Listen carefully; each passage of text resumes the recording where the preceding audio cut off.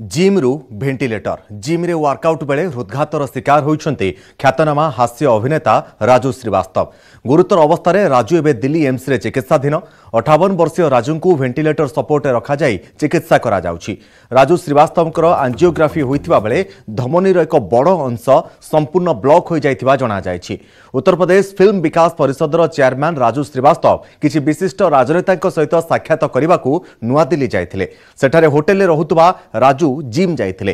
Treadmill workout करुवा बेले हठात से पड़ जाइथिले। आ यह देखि ट्रेनर तांको तुरंत हॉस्पिटल में भर्ती करथिले। विभिन्न परीक्षा परे तांको हृदघात होइतिबा जणा पड़िथिला। राजू श्रीवास्तव असुस्थता खबर पाई तांकर पत्नी दिल्ली रे पहुंचीथिबा जणा जाइछि। कॉमेडियन असुस्थता खबर सामना को आसिबा परे तांको फैन चिंतित हो जाइछन्ते। सेपटे राजू श्रीवास्तव द्रुत आरोग्य कामना करिसंती तांकर फैन माने। राजू श्रीवास्तव जने प्रसिद्ध हास्य अभिनेता। Comedy circus, the Kapil Sharma show, big boss, the great Indian laughter challenge परी बड़ बड़ कार्यक्रम में कॉमेडी जादू देखाई सारी राजू श्रीवास्तव।